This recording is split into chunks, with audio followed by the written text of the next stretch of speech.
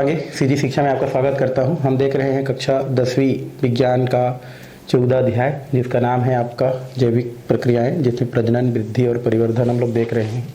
इससे पहले वाले क्लास में हम लोग कुछ पॉइंट से रिलेटेड चर्चा किए थे, जिसमें हम लोग एक बात किए थे समसूत्री विभाजन क्या होता है। तो समसूत्री विभाजन का मतलब होता है भाई, यदि कोशिका विभाजन होता है और कोशिका विभाजन होने के बाद जो नया कोशिका बनता है, तो नया कोशिका में गुणसूत्र की संख्या, यदि जो जनक कोशिका होता है उनके गुणसूत्र की संख्या के क्या होता है, जैसे समान ही होता है। मतलब हम ये बोल सकते हैं कि हमारा क्या होता है, जनक कोशिका है और जनक कोशिका से जब क्या बनता है, हमारा नए कोशिका बनता है। तो उस स्थिति में यहाँ पर जितना गुणसूत्र होता है ना, मतलब बनने वाला जो नए कोशिका में जितने गुणसूत्र होता है, या ये बोल सकते हैं कि जनक कोशिका में जितने गुणसूत्र होता है उतना ही गुणसूत्र यदि कहाँ पर जो बनने वाला जो हमारा क्या होता है, नया जो कोशिका होता है, उनमें भी गुणसूत्रों की संख्या उतना ही होता है, तो उसे हम क्या बोलते हैं, समसूत्री विभाजन कहते हैं, या समसूत्री विभाजन कहते हैं, जो हम लोग क्या कर चुके हैं, पढ़ चुके हैं। ठीक है, आज हम जो है आगे का जो टॉपिक है वो पढ़ेंगे अलैंगिक प्रजनन, है ना। अलैंगिक प्रजनन, इसको हम लोग क्या करने वाले हैं, देखने हैं क्या है, कैसा है। तो यहाँ पर जो है अलैंगिक प्रजनन और थोड़ा सा समसूत्री विभाजन देखेंगे। समसूत्री विभाजन हम पहले भी पढ़ चुके हैं। परिभाषा जैसे मैं आपको बताया कि वह विभाजन जिसमें बनने वाला जो नया कोशिका होता है उसमें गुणसूत्र की संख्या पूर्ववर्ती कोशिकाओं के गुणसूत्रों की संख्या के समान होता है, तो ऐसे विभाजन को हम लोग क्या बोलते हैं, समसूत्री विभाजन कहते हैं। और समसूत्री विभाजन जो होता है वो चाहे वो एक कोश की जीव हो चाहे बहुकोश की जीव हो, दोनों ही स्थिति में क्या होता है, ये महत्वपूर्ण होता है। बोल सकते हैं बहुकोश की जो जीव होता है उनमें जो भी कोशिका विभाजन होता है उसके लिए समसूत्री विभाजन क्या होता है, महत्वपूर्ण होता है। उसी प्रकार एक कोश की जीव है, जैसे पैरामीशियम है, अमीबा है, फीताकृमि है, प्लेनेरिया है, इसमें भी क्या होता है, आपका समसूत्री विभाजन क्या होता है, पाया जाता है। तो यहाँ पर कुछ लिख सकते हैं कि बहुकोश की जीव में, है ना, बहुकोश की, है ना, जीवों में है ना, जो है कोशिका विभाजन, है ना, कोशिका विभाजन समसूत्री या कोशिका विभाजन के लिए बहुकोश की जीवों में, है ना, कोशिका विभाजन में, है ना, जिस बहुकोश की जीवों में कोशिका विभाजन में समसूत्री विभाजन, है ना, समसूत्री विभाजन के द्वारा होता है, या बहुकोश की में कोशिका विभाजन समसूत्री विभाजन, है ना, के द्वारा होता है या पाया जाता है। यहाँ पर हम लोग इसको लिख सकते हैं कि बहुकोश की जीवों में कोशिका विभाजन समसूत्री विभाजन होता है, समसूत्री विभाजन होता है, या समसूत्री विभाजन का महत्वपूर्ण योगदान होता है। तो बहुकोश की जीव हो, है ना, उसमें भी जो भी कोशिका विभाजन होता है वो किसके फलस्वरूप होता है, समसूत्री विभाजन के फलस्वरूप होता है। उसी प्रकार अगर हम एक कोश की जीव की बात करें तो एक कोश की जो क्या होता है, हमारा जो जीव है, एक कोश की जीव, जैसे हम लोग अमीबा पैरामीशियम में भी क्या होता है, समसूत्री विभाजन होता है। तो एक कोश की जीव, जैसे यहाँ पर हम क्या बोल सकते हैं, उदाहरण के लिए अगर हम बात करें तो अमीबा है, अमीबा हो गया, उसके बाद युगली जो है पैरामीशियम हो गया। ठीक है, पैरामीशियम, ये हम लोग क्या बोल सकते हैं, इसको बता सकते हैं, पैरामीशियम हो गया, है ना। उसके अलावा फीताकृमि हो गया, फीताकृमि और प्लेनेरिया हमको देखना है, प्लेनेरिया क्या होता है, तो प्लेनेरिया आदि में भी क्या होता है, आदि में भी समसूत्री विभाजन होता है, समसूत्री विभाजन होता है। तो इस तरीक़ा से हम क्या कर सकते हैं, इसको बता सकते हैं, चाहे वो एक कोश की जीव हो चाहे वो बहुकोश की जीव हो, दोनों ही स्थिति में क्या होता है, आपको समसूत्री विभाजन देखने को मिलता है, इनमें क्या होता है, पाया जाता है। और इसके आधार पर जो अलैंगिक प्रजनन है उसको क्या किया जा सकता है, यहाँ समझाया जा सकता है, जो आपको क्वेश्चन भी कर सकता है। तो यहाँ पर हमको क्या देखना है, अलैंगिक प्रजनन देखना है भाई, है ना। अलैंगिक प्रजनन क्या होता है, इसको हम लोग देखेंगे। अलैंगिक प्रजनन किसे कहते हैं, तो प्रजनन की वह विधि जिसमें जो जनक जीव के या एक जनक जीव के जो क्या होते हैं, हमारे एक जनक जीव क्या करता है, आपका एक जनक जीव के द्वारा कोशिका विभाजन से एक नई संतति का क्या होता है, निर्माण होता है, तो वो हमारा क्या कहलाता है, अलैंगिक प्रजनन कहलाता है। तो लिख सकते हैं कि प्रजनन की वह विधि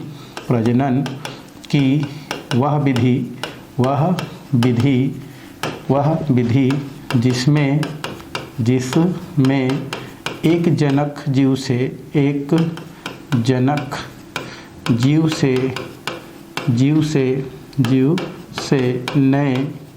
नए संतति है ना, नए जीव से समसूत्री विभाजन द्वारा बोल सकते हैं ना। तो प्रजनन की वह विधि जिसमें एक जनक जीव से समसूत्री विभाजन द्वारा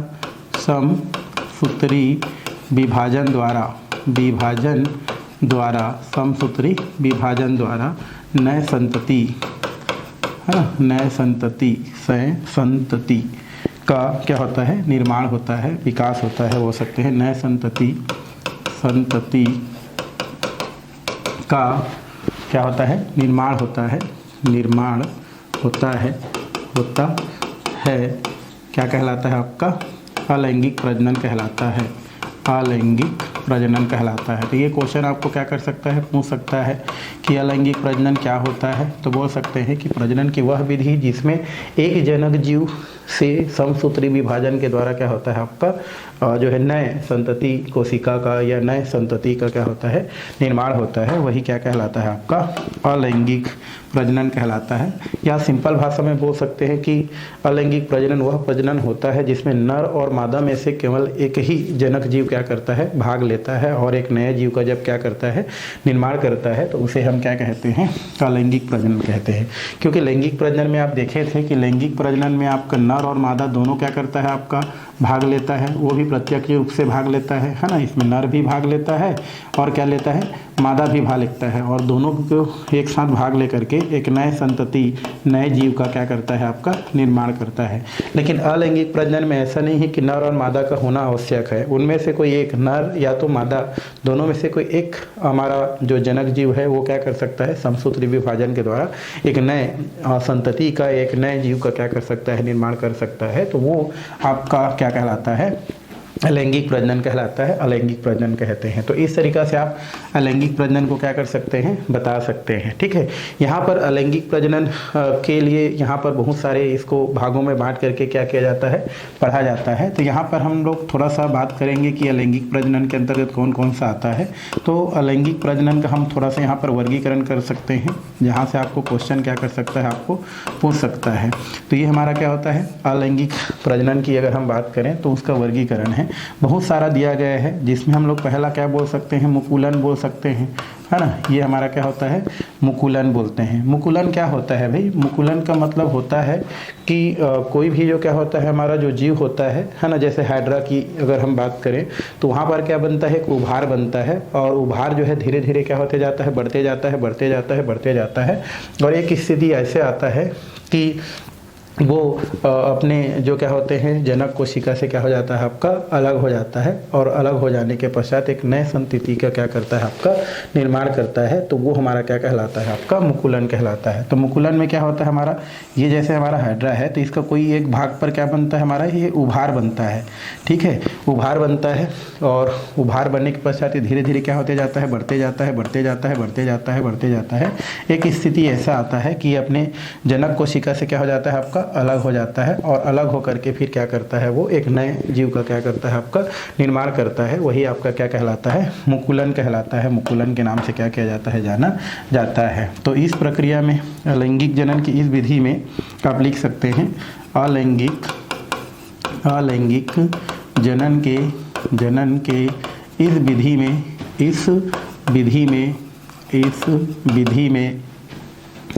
इस विधि में अलैंगिक जनन की इस विधि में जीवों के शरीर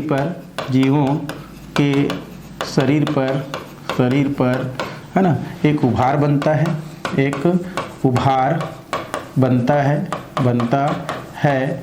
जो है ना बढ़ते जाता है,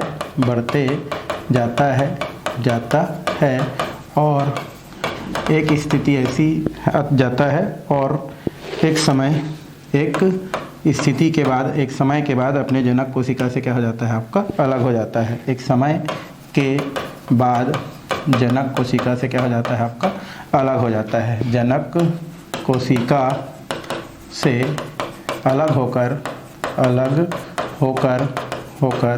नए जीव का क्या करता है, निर्माण करता है।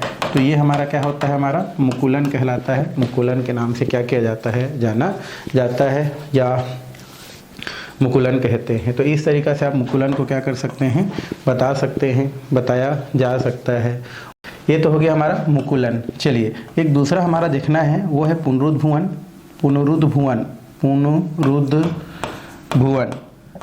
ये पुनरुद्भवन क्या होता है, ये भी अलैंगिक प्रजनन की एक क्या होता है, प्रक्रिया होता है, जिसमें हमारा जो जीव शरीर होता है, ये जीव शरीर क्या होता है आपका, ये जैसे छोटा होता है, ये धीरे धीरे क्या होता जाता है आपका, बढ़ते जाता है और एक स्थिति आता है कि वो दो भागों में क्या हो जाता है आपका, विभाजित हो जाता है। तो इसको हम लोग क्या बोलते हैं, पुनरुद्भवन कहते हैं। तो अलैंगिक प्रजनन की वह विधि जिसमें है ना जीव शरीर है ना, जीव आकार में क्या होता है आपका, बढ़ता है। जीव आकार में बढ़ता है, आकार में क्या करता है आपका, बढ़ता है और फिर है ना कई टुकड़ों में क्या हो जाता है, कई भागों में विभाजित हो जाता है।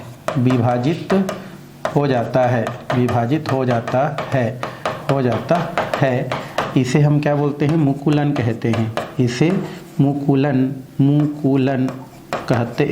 बोलता हूँ, इसको पुनरुद्भवन कहते हैं। इसे पुनरुद्भवन है ना, भुवन कहते हैं। ये क्वेश्चन आया है कि पुनरुद्भवन किसे कहते हैं, तो आप क्या कर सकते हैं, इसको बता सकते हैं कि कोई भी जो जीव शरीर होता है वो पहले क्या करता है, प्लेनेरिया, इसका उदाहरण लिख देते हैं, फिर आपको फिर से बताते हैं। इसका उदाहरण क्या है, प्लेनेरिया। ठीक है, प्लेनेरिया जो एक प्रकार का जीव है, प्लेनेरिया देखेंगे, प्लेनेरिया ये हमको देखना है। तो यहाँ पर क्या होता है, पुनरुद्भवन भी एक क्या होता है हमारा अलैंगिक प्रजनन होता है। और ये जो पुनरुद्भवन होता है, इसमें आपका क्या होता है कि कोई भी जो जीव का शरीर है, ये जैसे एक छोटा है, ये धीरे धीरे बढ़ते जाता है। बीच में क्या बनता है हमारा, इस प्रकार से जो है एक बोलते खाँच टाइप का बनता है और धीरे धीरे फिर एक जीव से क्या हो जाता है आपका, दो जीव का या दो से अधिक जीव का क्या हो जाता है, जब निर्माण हो जाता है, वही आपका क्या कहलाता है, पुनरुद्भवन के नाम से क्या किया जाता है, जाना जाता है, पुनरुद्भवन कहते हैं। तो इस तरीक़ा से पुनरुद्भवन को आप क्या कर सकते हैं, बता सकते हैं। मुकुलन क्या होता है, उसको आप क्या कर सकते हैं, यहाँ से बता सकते हैं। तो इस प्रकार से मुकुलन और जो हमारा क्या होता है, जो पुनरुद्भवन होता है, उसको हम लोग क्या कर सकते हैं, यहाँ से बता सकते हैं। तो मुकुलन भी हमारा क्या होता है, एक हमारा अलैंगिक प्रजनन होता है, जिसमें आपका समसूत्री विभाजन के फलस्वरूप क्या होता है, किसी भी जीव के शरीर पर एक उभार बनता है और उभार जो है फिर टूट करके एक नया जीव का निर्माण करता है। पुनरुद्भवन में क्या होता है, आकार में बढ़ता है और एक जीव दो भागों में कट जाता है, टूट जाता है और फिर नए जीव का निर्माण करता है। ठीक है, इसमें आपको हाइड्रा उदाहरण क्या कर सकते हैं, आप लिख सकते हैं एग्जाम्पल में, क्या होता है हमारा हाइड्रा। इसी प्रकार से और भी हमारे यहाँ पर दिया गया है, विखंडन होता है। क्या होता है हमारे, विखंडन क्या होता है भाई, विखंडन का मतलब होता है आपका तीसरा नंबर बोल सकते हैं। विखंडन, यदि जीव शरीर कई टुकड़ों में क्या हो जाता है आपका, विभाजित हो जाता है, तो उसे हम क्या बोलते हैं, विखंडन कहते हैं। यदि है ना जीव शरीर कई भागों में विभाजित हो जाता है ना, विभाजित हो जाता है, तो उसे क्या बोलते हैं, तो इसे हम क्या बोलते हैं, विखंडन कहते हैं। विखंडन मतलब क्या होता है, टूटना होता है भाई, विखंडन कहते हैं। तो इस तरीक़ा से आप विखंडन को भी क्या कर सकते हैं, अलैंगिक प्रजनन के अंतर्गत लेते हैं। एक हमारा चौथा नंबर होता है, वो होता है हमारा बीजाणु निर्माण। ठीक है, बीजाणु निर्माण, ये क्वेश्चन भी आपको आ सकता है, पूछ सकता है। बीजाणु निर्माण क्या होता है भाई? तो कुछ जीव जो होते हैं वो अनुकूल परिस्थिति से बचने के लिए क्या करते हैं, अपने चारों तरफ एक क्या करते हैं, आवरण क्या करते हैं, आपका निर्मित करते हैं। वही क्या होता है, आपका बीजाणु निर्माण होता है। ठीक है, जैसे हम लोग क्या करते हैं, बरसात को बचने के लिए अपने ऊपर क्या करते हैं, रेन कोट लगा लेते हैं। वैसे कुछ जीव जो होते हैं वो कुछ परिस्थितियों से, है ना, आपका बचने के लिए, प्रतिकूल परिस्थिति से बचने के लिए क्या करते हैं, अपने चारों तरफ एक क्या कर लेते हैं, आवरण धारण कर लेते हैं। जैसे हमारे एक जीव है, ये प्रतिकूल परिस्थिति से बचने के लिए अपने चारों तरफ एक आवरण क्या करते हैं, जब धारण कर लेते हैं, तो वही हमारा क्या होता है, बीजाणु निर्माण होता है। तो लिख सकते हैं कुछ जीव, है ना, कुछ जीव प्रतिकूल है ना, परिस्थिति से बचने के लिए, परिस्थिति से बचने के लिए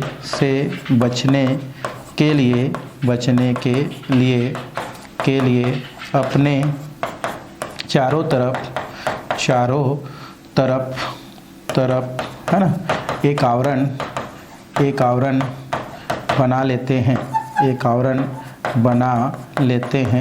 बना लेते हैं।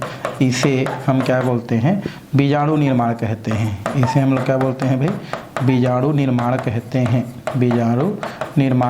हैं। जैसे उदाहरण के लिए अगर हम देखें तो आपका जीवाणु है ना, इसके अंतर्गत आता है, कवक है, इसके अंतर्गत आता है। तो ये हमारे क्या होते हैं, कुछ जीव हैं जो कि प्रतिकूल परिस्थिति से बचने के लिए अपने चारों तरफ क्या करते हैं, विशेष आवरण को क्या कर लेते हैं, धारण कर लेते हैं। तो वो विशेष आवरण ही आपका क्या कहलाता है, आपका बीजाणु निर्माण कहलाता है। तो इस तरीक़े से हम बीजाणु निर्माण को क्या कर सकते हैं, बता सकते हैं भाई। ठीक है, इसी में एक और आता है हमारा वर्धी प्रजनन।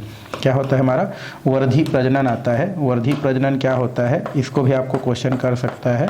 वर्धी प्रजनन का मतलब क्या होता है, आपका जो पौधे होते हैं उस पौधे में क्या होता है, आपका कोई भी भाग होता है ना, पौधे के किसी भी भाग से एक नए बोल सकते हैं जीव का जो निर्माण होता है, वही आपका क्या कहलाता है, वर्धी प्रजनन कहलाता है। तो लिख सकते हैं पौधों के है ना, पौधों के किसी भी भाग से, किसी भी भाग से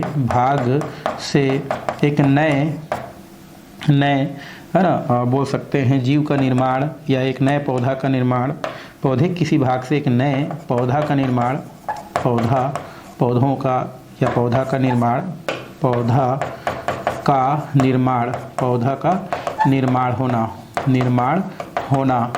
होना क्या कहलाता है हमारा, वर्धी प्रजनन कहलाता है। वर्धी प्रजनन कहलाता है।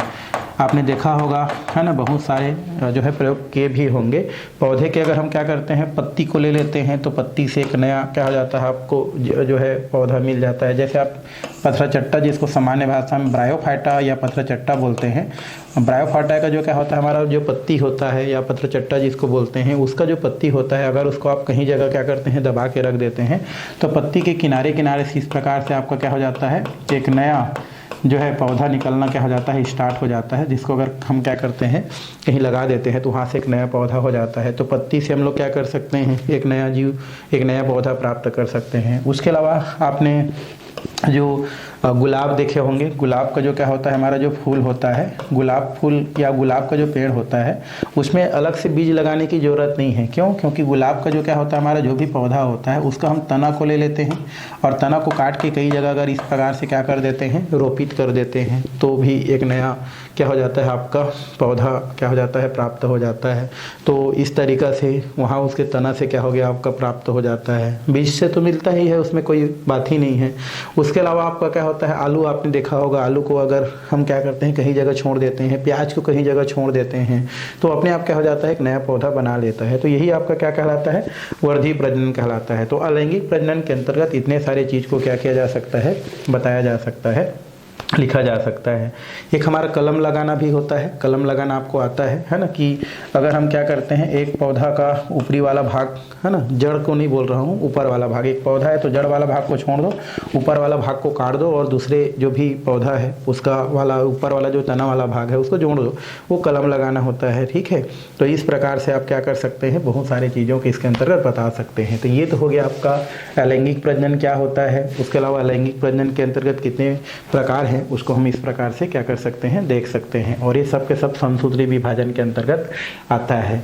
यहाँ पर कुछ हमारा मनुष्यों में जो भ्रूण का जो बनना है वो इससे रिलेटेड दिया गया है। सबसे पहले तो क्या होता है आपका निषेचन की प्रक्रिया होता है। हम पहले भी पढ़े हैं, निषेचन वह प्रक्रिया होता है जिसमें नर और मादा जनक कोशिका क्या करता है, आपस में मिल करके क्या करता है, आपका युग्मनज का क्या करता है, निर्माण करता है।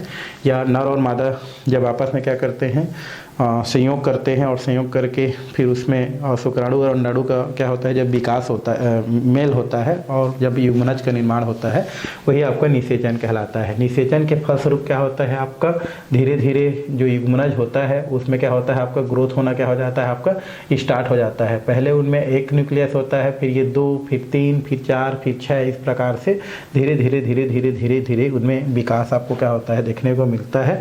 और लगभग 20वां दिन में आपको इस प्रकार की स्थिति क्या होता है, आपको देखने को मिल जाता है। ठीक है, इसी प्रकार यहाँ पर एक बच्चे का क्या दिया है, हमारा जो गर्भ में पल रहे बच्चे का यहाँ पर विकास दिया गया है।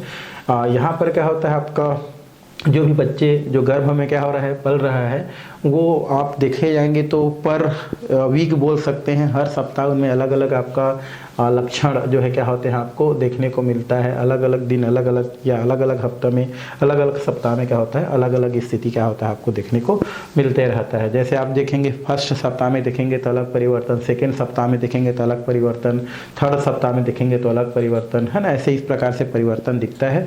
और अगर हम छठवां और सातवां सप्ताह की बात करें, पहले भी हम लोग बात किए थे छठवें, और हम लोग क्या करें, अगर 7वें सप्ताह की बात करें तो उस स्थिति में क्या हो जाता है, बच्चा में जो आपका नर और मादा जनन है, अगर वो जो है बच्चा है, लड़का है, तो उसमें नर जनन अंग, और अगर वो मादा है तो उसमें मादा जनन अंग का क्या हो जाता है, आपका विकास हो जाता है। किस सप्ताह में, 6वें और 7वें सप्ताह में क्या हो जाता है, उनमें विकास हो जाता है। और इस प्रकार से ये धीरे धीरे विकास क्या होता है, आपका चलता है। और लगभग हमारा गर्भ धारण करने की जो क्षमता है, या एक गर्भ धारण से बच्चे जो पैदा होने की जो दिन होता है, वो लगभग आपका 9 महीना का होता है। 9 महीना के बाद क्या हो जाता है, लगभग शिशु का पूर्ण विकास हो जाता है, फिर उसका क्या हो जाता है, आपका जन्म हो जाता है। तो ये हम लोग क्या करते हैं, जानते हैं। अब यहाँ पर सोचने वाली बात ये है कि यहाँ पर बहुत सारा चीज़ क्या होता है, आपको देखने को मिलता है।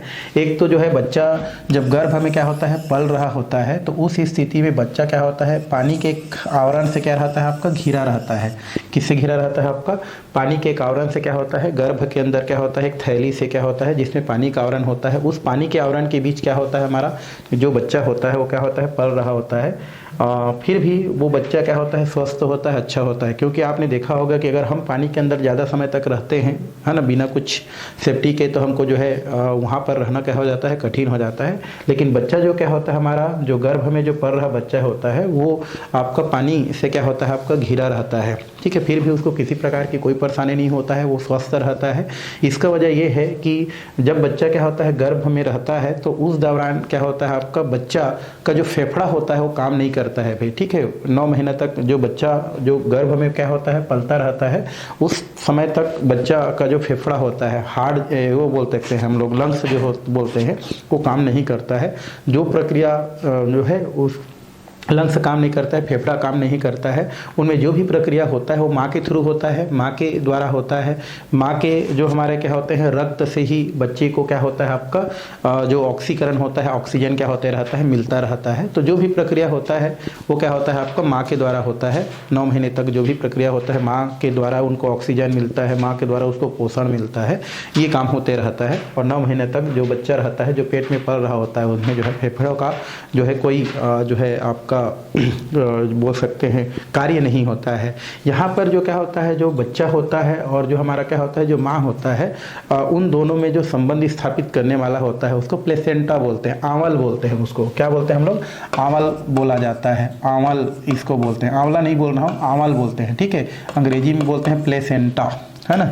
इसको क्या बोलते हैं, प्लेसेंटा। आप ज़्यादा प्लेसेंटा में जानते होंगे, प्लेसेंटा कहा जाता है, प्लेसेंटा बोलते हैं। ठीक है, अब प्लेसेंटा क्या है, ऐसा क्वेश्चन भी आपको क्या कर देता है, पूछ देता है। प्लेसेंटा, प्लेसेंटा क्या होता है, आंवल क्या होता है भाई, तो आंवल वह होता है जो गर्भ में पल रहे बच्चे और जो माँ होता है उन दोनों के बीच क्या करता है आपका संबंध स्थापित करता है, वो आपका क्या कहलाता है, आपका आंवल या प्लेसेंटा कहलाता है।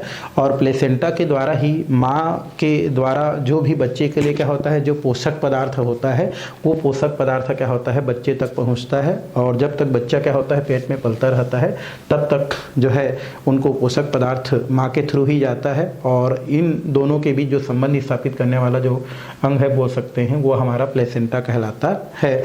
और जो भी पेट में जो क्या होता है हमारे पल रहे जो बच्चा होता है उनमें जो भी उत्सर्जन होता है ना, उत्सर्जित जो पदार्थ होता है उनको द्वारा भी बाहर निकालने में ये क्या किया जाता है, उपयोगी होता है। तो इस तरीका से एक क्वेश्चन यहाँ से आपका पूछ सकता है, आंवल क्या होता है भाई, प्लेसेंटा क्या होता है। तो आंवल या प्लेसेंटा जो होता है वो माँ और बच्चे के बीच क्या करता है, संबंध स्थापित करता है। और इनके द्वारा ही माँ के द्वारा बच्चे को या बच्चे के लिए आवश्यक सभी प्रकार के जो क्या होता है जो पोषक पदार्थ होता है वो पोषक पदार्थ क्या करता है आपका जो है बच्चे तक पहुंचता है। तो इस तरीका से हम क्या कर सकते हैं, जो भी प्रक्रिया है उसको हम लोग क्या कर सकते हैं, बता सकते हैं, बताया जा सकता है। तो ये तो हो गया आपका इससे रिलेटेड कुछ बातें। और भी बहुत सारे बातें दिया गया है कि जो बच्चा होता है उसके जो भी हमारा अंग होता है सभी अंग में एक जैसा वहाँ पर क्या होता है आपका विकास नहीं होते रहता है, ठीक है। किसी अंग में विकास कम, किसी अंग में विकास क्या होता है आपका ज़्यादा होता है। और वहाँ पर जो आनुवांशिक गुण हैं उनमें भी आपको परिवर्तन देखने को मिलता है, क्योंकि जो पूर्ववर्ती कोशिका होता है उन कोशिकाओं से ही नए कोशिका बनता है। और उनसे क्या होता है जितने भी हमारे पूर्ववर्ती कोशिका होता है उनमें आनुवांशिक गुणों का नए जो हमारे कोशिका है या नए जो संतति है उनमें क्या होता है स्थानांतरण या उसमें स्थानांतरण हो जाता है। और नए बनने वाला जो बच्चा होता है उनमें भी पहले जैसा जो जनक है उनके जैसा गुण क्या होता है उत्पन्न होता है। तो ये प्रक्रिया चलता रहता है, लेकिन एक टाइम में एक विशेष अंग पर अलग होता है, किसी विशेष अंग पर अलग होता है। तो इस तरीका से इससे अंतर्गत ये सारी चीज़ क्या किया जा सकता है, देखा जा सकता है, बताया जा सकता है, ठीक है। तो ये तो हो गया इतना ही, इसमें और ज़्यादा कुछ करने की ज़रूरत नहीं है। आपको आंवल पूछ सकता है क्या है और इससे पहले पढ़े हैं उसको आपको क्या कर सकता है, क्वेश्चन कर सकता है। आगे दिया है कोशिका विभाजन, कोशिका विभाजन और इसमें दिया है लैंगिक प्रजनन और युग्मकों का क्या होता है आपका निर्माण होता है। तो लैंगिक प्रजनन क्या होता है भाई, तो लैंगिक प्रजनन क्या होता है, तो लैंगिक प्रजनन वह प्रक्रिया होता है जिसमें नर और जो मादा होता है, नर और क्या होता है हमारा जो मादा होता है वो प्रत्यक्ष रूप से क्या करता है आपका प्रजनन की प्रक्रिया में क्या करता है, भाग लेता है और एक नए संतति का क्या करता है, निर्माण करता है। तो उसे हम क्या बोलते हैं, लैंगिक प्रजनन कहते हैं।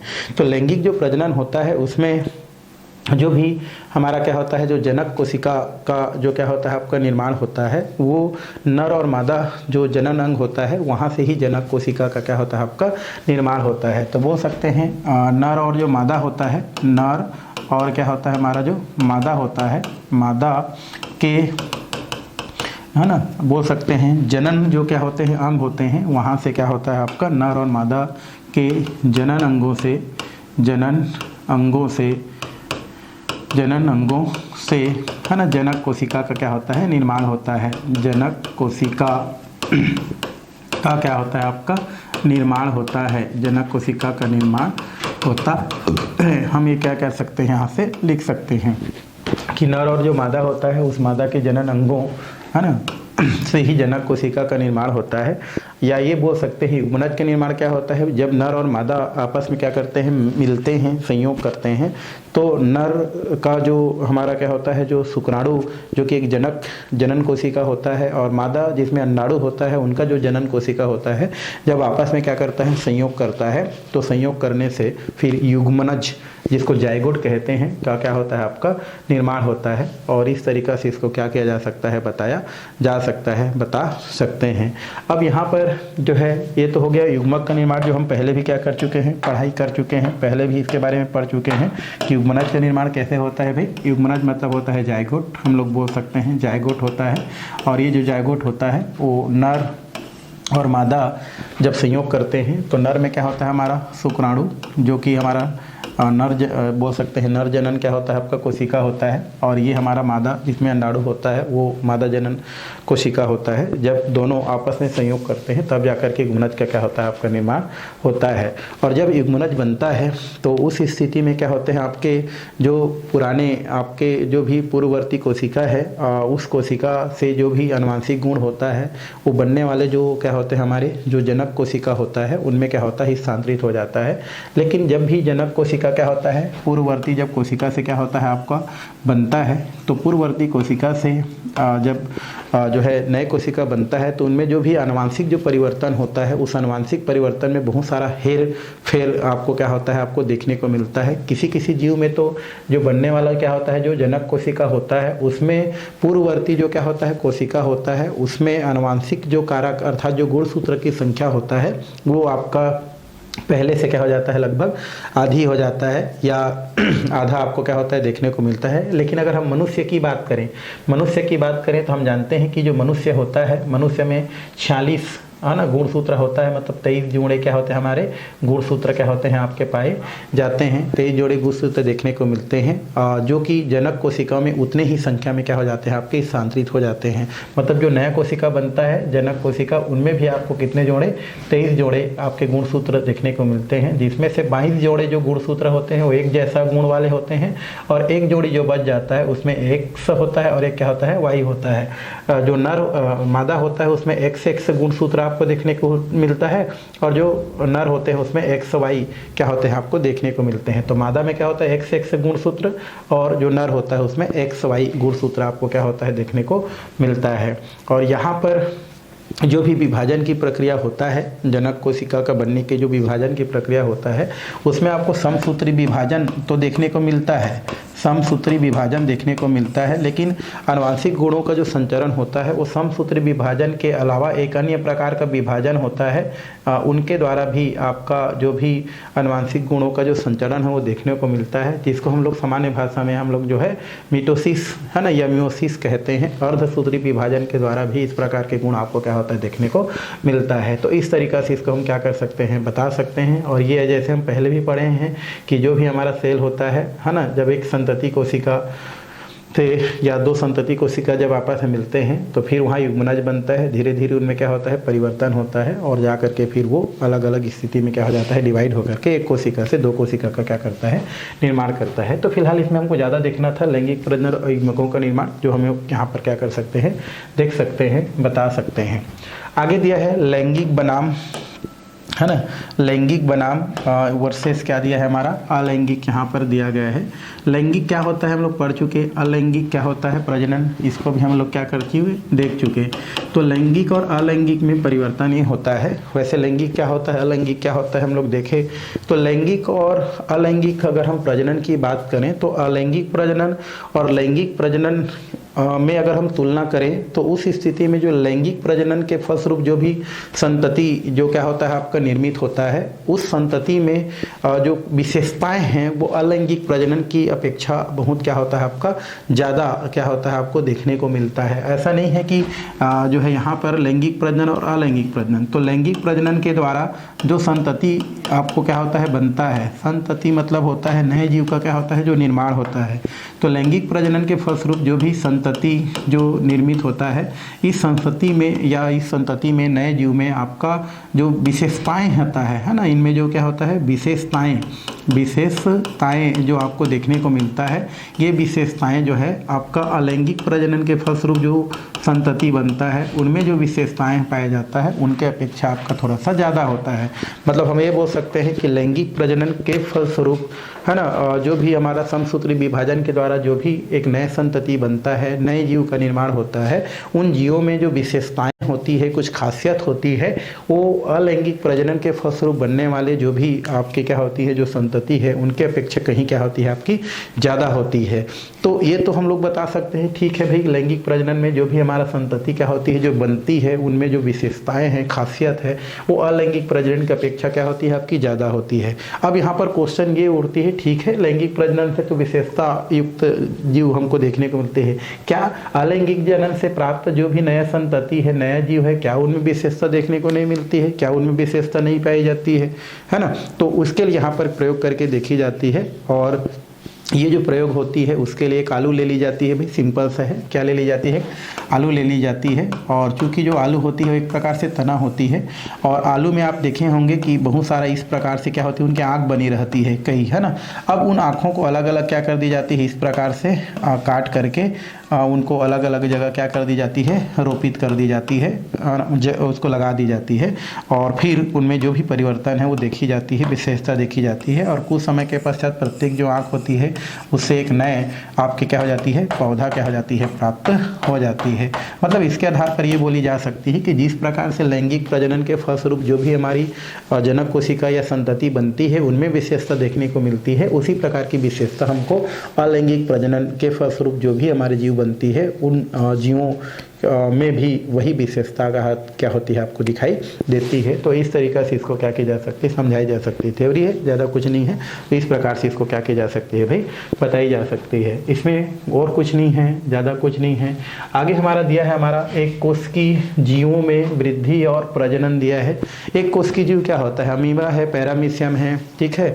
ये हमारे एक कोश की जीव होते हैं, और इन एक कोश की जीवों में आपका समसूत्री विभाजन ही होता है, और इनमें भी वृद्धि और क्या होता है, प्रजनन की प्रक्रिया होती है। जनरली इनमें आपका आकार बढ़ता है, आकार बढ़ने के पश्चात 2 भागों में टूट जाता है। तो इस स्थिति में आपके जो है विकास देखने को मिलती है। इस विकास को यहाँ पर एक पुनः क्रियाकलाप के द्वारा क्या की गई है, समझाई गई है। क्रियाकलाप जिसको करके देखने के लिए आती है, ठीक है।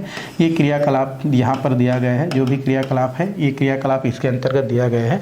क्रियाकलाप में क्या दिया गया है, 2 अलग अलग हमारे यहाँ पर कटोरी ले लेते हैं। ये 2 कटोरी है, मान लो कटोरी ए है और एक कटोरी हमारा क्या होता है, बी होता है। कटोरी ए में हम लोग एक सामान्य दूध रख देते हैं, सामान्य दूध, सामान्य मतलब हल्का गरम बोल सकते हैं, हल्का गरम दूध, हल्का गरम क्या करते हैं हम लोग, दूध देखते हैं, दूध ले लेते हैं, हल्का गरम दूध। और एक में उबलते हुए दूध ले लेते हैं भाई, उबलते हुए दूध, उबलते हुए हम क्या करते हैं, दूध लेते हैं। और फिर हम क्या करते हैं, दोनों में दही मिला देते हैं। क्या मिला देते हैं, दही। दही तो आप जानते होंगे, एक हल्का गर्म दूध में हम लोग क्या मिला दिए, दही मिला दिए, और एक उबलते हुए दूध में क्या करते हैं, दही मिला देते हैं। और दही मिलाने के पश्चात हम क्या करते हैं, इन दोनों को आपस में मिला करके कुछ समय के लिए क्या करते हैं, रख देते हैं। और रखने के पश्चात थोड़ा देर के बाद जो इलेक्ट्रॉन सूक्ष्मदर्शी होता है ना, आपके लैब में होता है कौन सा, इलेक्ट्रॉन सूक्ष्मदर्शी। इस इलेक्ट्रॉन सूक्ष्मदर्शी के द्वारा, इलेक्ट्रॉन सूक्ष्मदर्शी के द्वारा जब हम क्या करते हैं, दोनों हमारे जो कटोरी है उनका जब हम क्या करते हैं, अवलोकन करते हैं, तो हम पाते हैं कि जो हमारे जो हल्का गर्म वाला जो क्या होता है, जो दूध होता है, उनमें जो है आपका जो दही के जो हमारे क्या होते हैं, जो जीवाणु होते हैं, उनमें ग्रोथ दिखाई देता है। क्यों? क्योंकि दही का जो जीवाणु होता है वो हल्का गर्म दूध पर जब उसको डाला जाता है तो वो जो उसका वातावरण होता है, वो वातावरण आपका क्या होता है, बिल्कुल जो है अच्छा होता है, उनके लायक होता है। इसलिए इस दूध में क्या होता है, दही के जो जीवाणु हैं उनमें ग्रोथ होता है, विकास होता है। भाई प्रजनन देखा जाए तो प्रजनन और वृद्धि एक प्रकार की प्रक्रिया है, क्योंकि प्रजनन से ही क्या होता है, आपका सेल का डिवीजन होता है, सेल बढ़ते हैं, और सेल बढ़ने से क्या होता है, आपका जो है वृद्धि होता है ना। तो इस प्रकार से इसमें आपको वृद्धि क्या होता है, आपको देखने को मिलता है, और उसमें बहुत सारे आपको जीवाणु देखने को मिलते हैं। जबकि हमारा क्या होता है, जो आपका उबलते हुए जो क्या होता है, दूध होता है, उसमें जैसे ही दही को मिलाया जाता है तो उस उबलते हुए दूध में जो दही का जीवाणु होता है वो नष्ट हो जाता है, क्योंकि वो जो उबलते हुए दूध होता है वो दही के जीवाणु के लिए एक प्रतिकूल परिस्थिति निर्मित करता है, अनुकूल परिस्थिति निर्मित नहीं करता है। इसलिए वहाँ पर वो नष्ट हो जाता है और उनका ग्रोथ क्या हो जाता है आपका, या प्रजनन क्या हो जाता है आपका, कम हो जाता है। तो इस तरीक़े से बोल सकते हैं कि कोई भी उसकी जीव हो, उसकी वृद्धि और प्रजनन के लिए एक तो अनुकूल वातावरण की क्या होता है, आवश्यकता होता है, जिस पर वो क्या करता है, ग्रोथ करता है, वृद्धि करता है ना। तो इस तरीक़ा से हम क्या कर सकते हैं, क्रियाकलाप से बता सकते हैं। और इसके आधार पर क्वेश्चन आता है, वृद्धि और प्रजनन में क्या संबंध होता है। तो वृद्धि और प्रजनन जो होता है उन दोनों में क्या होता है, संबंध पाया जाता है, क्योंकि बिना प्रजनन की वृद्धि नहीं हो सकता है। ठीक है, प्रजनन होगा तो 1 सेल से 2 सेल बनेगा, 2 से 4 बनेगा, 4 से 6 बनेगा, और जब सेल बनेगा तो जाके क्या होता है, आपका वृद्धि होता है। अर्थात वृद्धि और प्रजनन में क्या होता है, आपका संबंध क्या होता है, पाया जाता है। तो इस तरीक़ा से इसको क्या किया जा सकता है, बताया जा सकता है। इसमें और कुछ नहीं है। हम चलते हैं नेक्स्ट की ओर। क्या है, कैसे है, उसको हम लोग देखते हैं। आगे हमारा दिया है प्रजनन और स्वास्थ्य। प्रजनन स्वास्थ्य, ठीक है। प्रजनन मतलब होता है, प्रजनन हमारे जो है जीवन का एक महत्वपूर्ण क्या होता है, जैविक क्रिया होता है, जिसमें अपने समान जीवों की क्या किया जाता है, उत्पत्ति किया जाता है। तो प्रजनन से संबंधित बहुत सारे आपके जो है रख रखाव बोल सकते हैं कि क्या होता है, आवश्यक होता है। उसमें स्वच्छता बरतने की क्या होता है, आवश्यक होता है ना। स्वस्थ प्रजनन से ही आप क्या बोल सकते हैं, जो भी संतति हैं वो अच्छा क्या कर सकते हैं, वो निर्मित हो सकते हैं। लेकिन अगर हमारा प्रजनन स्वस्थ नहीं है, उसमें किसी प्रकार से अगर उसमें जो है कुछ गड़बड़ी है, तो फिर उसमें कई प्रकार के संक्रमण होने की, कई प्रकार की अन्य स्थिति होने की क्या होता है, संभावना होता है। और इसी से हमारे जो है एक बीमारी है जो प्रजनन से रिलेटेड बीमारी के अंतर्गत आता है, जो आप जानते हैं, जिसको एड्स बोलते हैं। क्या बोलते हैं उसको, एड्स कहा जाता है, ठीक है। क्या बोलते हैं, एड्स। ये प्रजनन से रिलेटेड बीमारी है। एड्स जो होता है, जिसको हम लोग क्या बोलते हैं, एक्वायर्ड बोलते हैं हम लोग, एक्वायर्ड, ठीक है। एक्वायर्ड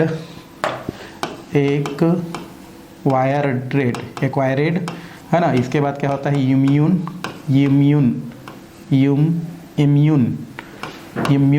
है ना। उसके बाद क्या होता है, डिफिशियंसी, और इसका मतलब होता है सिंड्रोम। इसको क्या बोलते हैं हम लोग, सिंड्रोम। तो ये हमारा क्या होता है, प्रजनन से रिलेटेड एक हमारा बीमारी है, जिसका नाम क्या होता है, आपका एड्स होता है। एक्वायर्ड इम्यून डिफिशियंटी सिंड्रोम इसका फुल फॉर्म होता है। और ये आपका क्या होता है, एक असुरक्षित प्रजनन या असुरक्षित निषेचन के कारण ये आपका जो क्या होता है, आपका बीमारी जो है होता है। और इसका जो आपका वायरस होता है उसको HIV कहते हैं, है ना। HIV कहा जाता है, जिसके थ्रू ये बीमारी क्या होता है, आपका पाया जाता है, HIV कहते हैं। तो ये हमारा प्रजनन से रिलेटेड हमारे क्या होता है, आपका बीमारी होता है। उसके अलावा प्रजनन से रिलेटेड और भी कई प्रकार की जानकारी हैं जो कि आपको सावधानी बरतने की ज़रूरत है। जैसे अभी के डेट में क्या होता है, प्रजनन के फलस्वरूप चूँकि क्या होता है, हमारे नए संतान की क्या होता है, आपका उत्पत्ति होता है। क्योंकि हमारे भारत देश में ऐसे ही पॉपुलेशन बहुत ज़्यादा बढ़ रहा है, जनसंख्या बहुत ज़्यादा बढ़ रहा है। तो उस स्थिति में प्रजनन की दर को नियंत्रित करने की क्या होता है, आवश्यक होता है। क्योंकि भाई प्रजनन होगा तो जन्म दर क्या होगा, वृद्धि होगा, और जन्म दर में वृद्धि होगा तो फिर आपका जनसंख्या बढ़ेगा, और जनसंख्या बढ़ेगा तो कई प्रकार की समस्या हमारे पास उत्पन्न हो सकता है। तो प्रजनन की दर को नियंत्रित करने के लिए कई प्रकार के गर्भ निरोधन, जिसको बोलते हैं, क्या बोलते हैं हम लोग, गर्भ निरोधन जो भी हमारी प्रक्रिया है वो हमारे क्या किए जाते हैं, उपयोग किए जाते हैं, जिसमें प्रजनन की प्रक्रिया को जो है क्या किया जा सकता है, स्थिर किया जा सकता है, कंट्रोल में किया जा सकता है। तो इसके लिए बहुत सारे आपके आसपास जो है गर्भ निरोधन जो दवाई हैं या गर्भ निरोधक जो आपके सामान हैं, उनका क्या किया जाता है, उपयोग किया जाता है। जैसे गर्भ निरोधन के अंतर्गत अब देखा जाए तो गर्भ निरोधन क्या होता है, गर्भ निरोधन मतलब होता है प्रजनन की क्रिया को रोकना, गर्भ का धारण करने से रोकना, ये क्या कहलाता है, गर्भ निरोधन कहलाता है। मतलब गर्भ धारण न हो इसके लिए जो उपाय प्रयोग में लाया जाता है वो हमारा क्या होता है, गर्भ निरोधन होता है। और इसके लिए हम लोग जो है, एक तो कंडोम होता है, कंडोम एक हमारा क्या होता है, गर्भ निरोधन जो भी प्रक्रिया है ना, उनको रोकने के लिए इनका क्या किया जाता है, उपयोग किया जाता है ना। और उनको हम यूज करके क्या कर सकते हैं, गर्भ निरोधन को क्या कर सकते हैं, हम लोग रोक सकते हैं, ठीक है। जो कि आपको हर हॉस्पिटल में आपको मिल जाता है। और ये आपको क्या कर सकता है, प्रजनन की प्रक्रिया के फलस्वरूप जो नए संतति है उनको विकास को क्या कर सकता है, रोक सकता है। उसके अलावा और भी बहुत सारे हमारे कुछ हार्मोनल जो परिवर्तन है उनको कम करने के लिए भी दवाइयाँ क्या किया जाता है, उपयोग किया जाता है। जिन दवाइयों का उपयोग करके प्रजनन की जो क्या होता है, स्थिति होता है, उसको क्या किया जा सकता है, रोका जा सकता है। उसके अलावा कई प्रकार का ऑपरेशन होता है। एक कॉपर टी लगाया जाता है अभी, जो महिलाओं में लगता है, कॉपर टी जिसको बोलते हैं, कॉपर टी लगाते हैं। और ये जो कॉपर टी होता है, ये कॉपर टी भी क्या करता है, ये गर्भ निरोधन के लिए क्या होता है, आवश्यक होता है। उसके अलावा पुरुषों में भी कई प्रकार के ऑपरेशन क्या किए जाते हैं, आपके गर्भ निरोधन से रिलेटेड क्या किए जाते हैं, आपका इस प्रकार के जो बोल सकते हैं ऑपरेशन है या इस जो सुविधाएं हैं उनका क्या किया जाता है, उपयोग किया जाता है। तो इस तरीक़ा से प्रजनन से रिलेटेड यहाँ पर या प्रजनन स्वास्थ्य से रिलेटेड कुछ बातें यहाँ पर क्या किया जा सकता है, बताया जा सकता है, किया जा सकता है। तो ये तो हो गया आपका इससे रिलेटेड बातें, और इसमें फ़िलहाल ज़्यादा और कुछ नहीं दिया गया है, इतना ही आपको दिया गया है। एड्स से रिलेटेड बातें हो गया, साथ ही गर्भ निरोधन होता है उससे रिलेटेड बातें होता है। एक चीज़ और, यहाँ पर गर्भ निरोधन से रिलेटेड जो भी ऑपरेशन किए जाते हैं, है ना, पुरुषों में हो चाहे आपका मादाओं में हो, वो क्या होते हैं आपके, अगर ये कुछ स्थिति में अगर गड़बड़ हो जाते हैं या कुछ स्थिति में परिवर्तन हो जाते हैं, तो उस स्थिति में कुछ संक्रमित होने का क्या होता है आपको, या आपको संक्रमित हो सकता है। तो ये सारी चीज़ बातें आपके प्रजनन स्वास्थ्य में दिया गया है। तो इस तरीक़ा से ये लेसन यहीं पर क्या होता है आपका समाप्त होता है। और इस लेसन से रिलेटेड जो भी क्वेश्चन है वो हम लोग देखने वाले हैं, वो नेक्स्ट वीडियो में देखने वाले हैं। फिलहाल ये क्लास यहीं पर क्या करते हैं, समाप्त करते हैं।